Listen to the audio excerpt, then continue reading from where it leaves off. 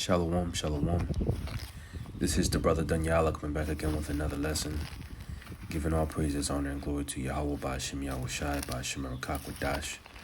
The warnings to the elders and apostles, the great millstone, and shalom to the hopeful elect brothers and sisters that believe in this word and that fear in the Heavenly Father and His Son. And just wanted to do a video of something that came across my mind through the Spirit as I was meditating and working at the same time, So this is a video of me pulling weeds from, a property that I do some work on. Okay, me and another brother here, we are, we're laborers and do husbandry type work. Let's say, husbandry is maintaining and cultivating land. So I just did a quick video of this. I'm pulling weeds out of the ground, and as I was meditating upon this, I was thinking to myself, the kind of work we do is maintaining people's properties. That can be likened to ourselves, right? This can be likened to ourselves, maintaining ourselves. So I'm pulling these weeds from the dirt, and you can't see it, but on other parts of this flower bed there are beautiful plants, but these weeds have disrupted. As you can see, some of the gray, not gray, but some of the brownish, tan, dehydrated looking stubs in there. All right, they've prevented those different plants from growing because of, obviously, weeds take the nutrients from other plants, right? But as I was thinking about this, in the Spirit, I said to myself, well, the ground is the mind, and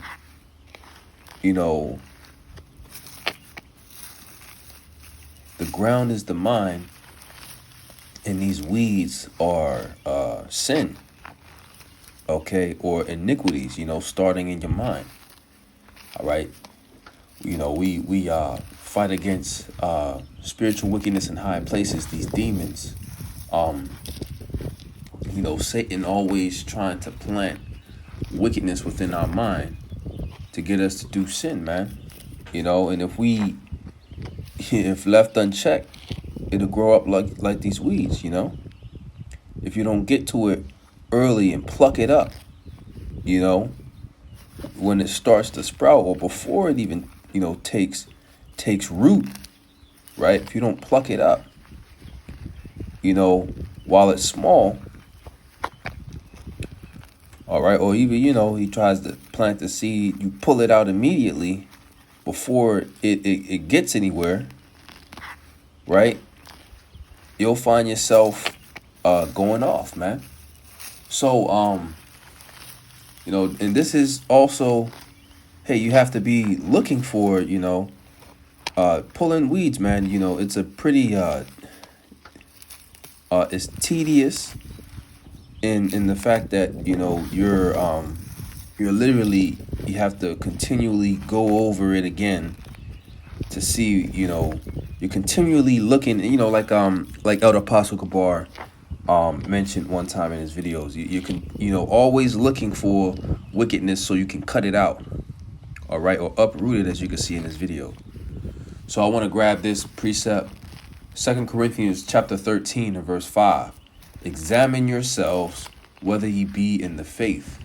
Prove your own selves. Know ye not your own selves, how Yahweh Shai HaMashiach is in you, except ye be reprobates. So we always have to examine ourselves. We always got to look through, the field of our minds and, make sure that nothing is inhibiting the word from taking root, all right, and flourishing. All right, the word of Yahweh Shem Yahushai, all right, the truth flourishing within your mind. All right, always have to go through and a examine the different things that your thoughts, man. This is why the scriptures talk about the Lord setting a scourge upon your thoughts, man.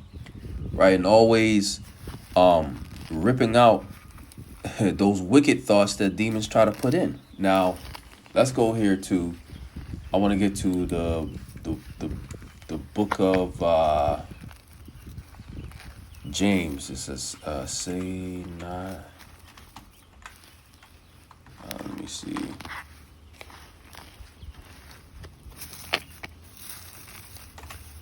Let's see if the Lord.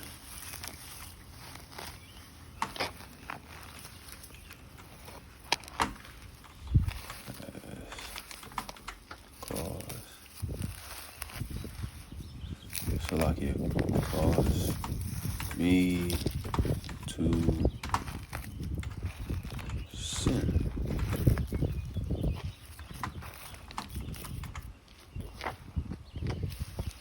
KJV. Right?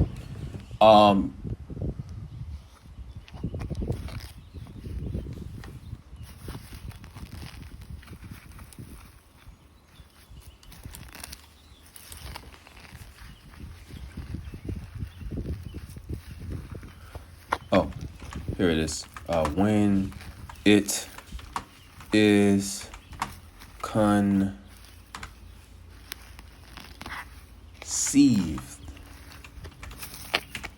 Bam. KJV. James chapter 1 and verse 13. Because a sin, it starts in the mind. Righteousness starts in the mind. Right? All your actions and your words, they start in your mind. Okay?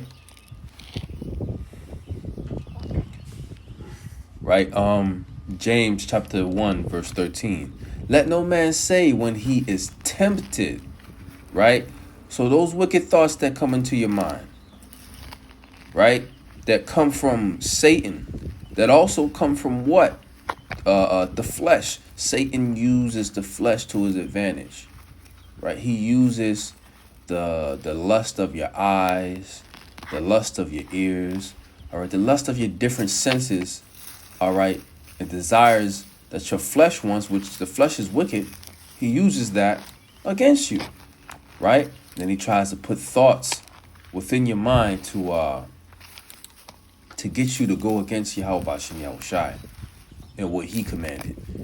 It says, let no man say when he is tempted, I am tempted of the Most High. No, you're tempted of your flesh and of Satan, man.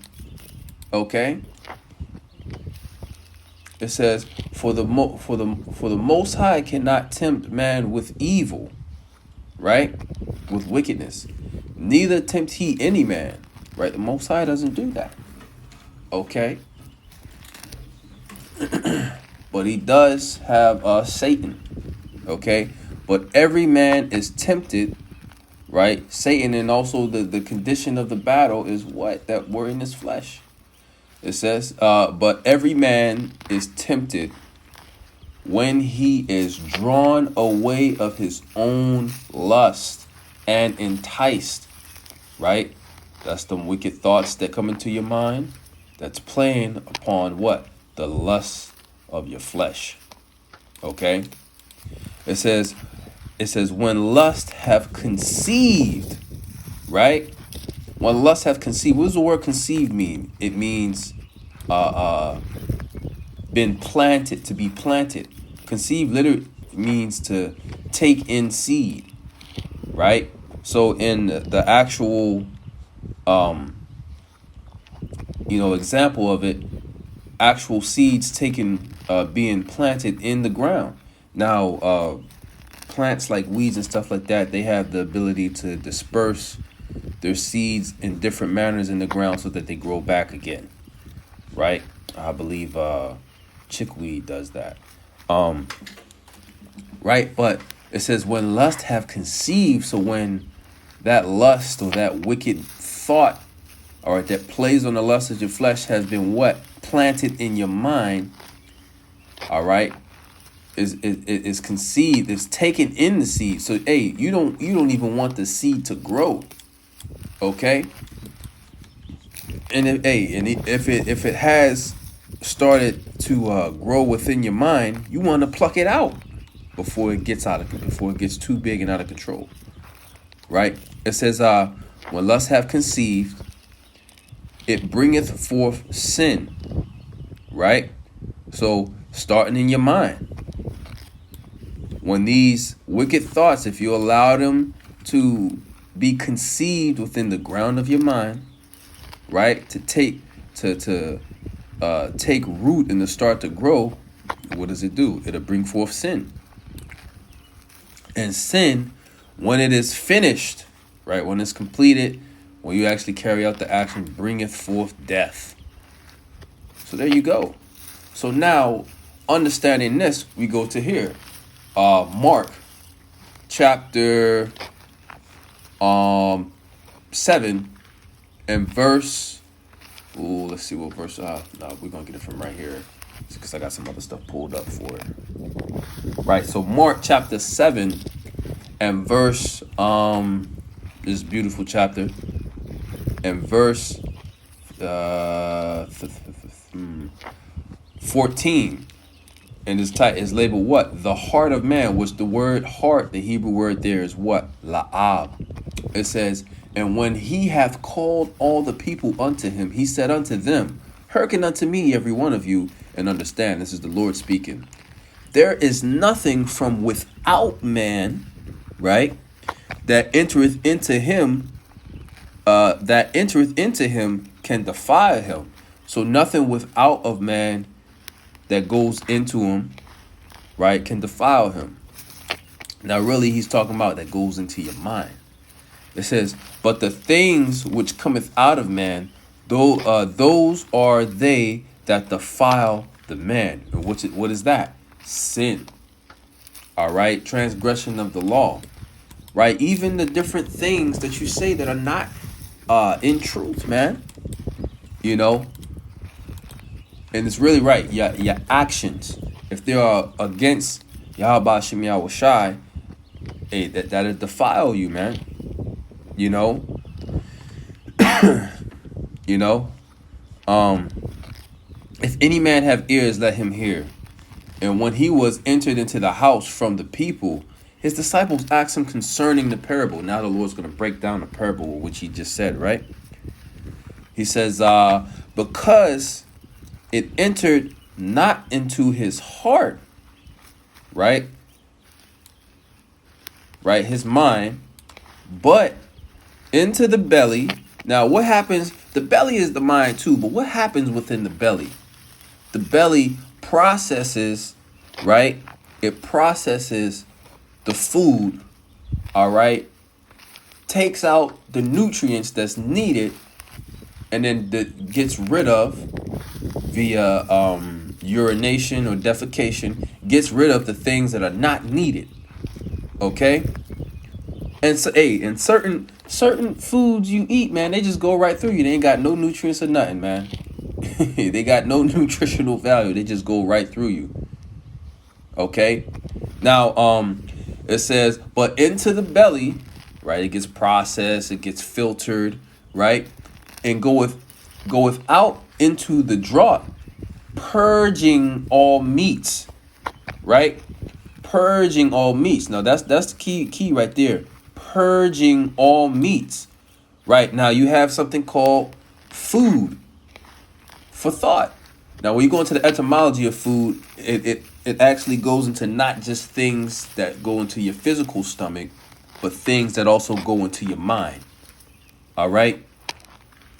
All right, knowledge, wisdom, and understanding of the scriptures. Okay, that's the true food and the for your mind, for your spirit. Okay, so now with that being said, right, it says what? Purging all meats, right? So purging